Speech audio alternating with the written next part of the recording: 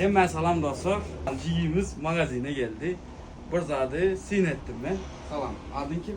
Muhammed Ali. Muhammed Ali. Malades Muhammed Ali. Seyredin bir zadı sin ettim iştayda. Matematikadan qatığı uğulayan eken.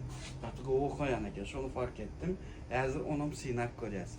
Dedim 5 tane soru veren, cevap versen 5 mat veren.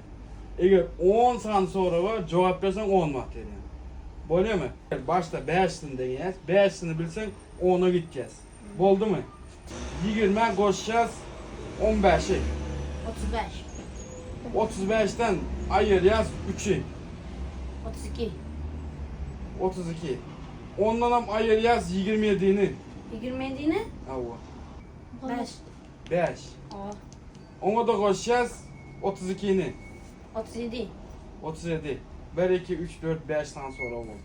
Malades. 1, 2, 3, 4, 5 tane sonra cevap verdin şu an. Malades. Tez cevap verdi. Malades. Söz yok. Hey, like bas geçin şunun için. Şunun için. Muhammed Ali dedin adını. Malades. Kova koyan. Kaçı mektepte koyan? 3. mektepte. 3. mektepte. Şutaydı. Aa. Daha şu şehirde 3. mektepte Aa. koyan. Kaçısı klas? 5 gı. 5 gıda okuyan. Malades. Muhammed Ali. 5'sini bildin. Aa. Şimdi yeniden 5'sine gideceğiz. Gideceksin mi ya 5 mi adacaksın mı? Gideceksin. Gideceksin. Bu oldu. Şimdi tezelden başla. 5'sine bildi. 5 mat kazandı. Şimdi bu kıyınırak oluyor biraz. 100'e koşacağız. 55'i. 155. 100'ü 55'ten ayırırsam 99'u. 99'u. Evet. 56. 56. Malades.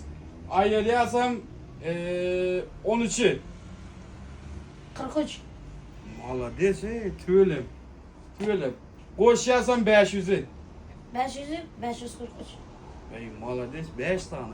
Yenim cevap verdi. Malades. Söz yok. Tutlayan. Yine de 10 vardın. 10 vaat kazandın. Sağ ol. Malades. Bizim Atabek elektronika magazinimizden soğuk.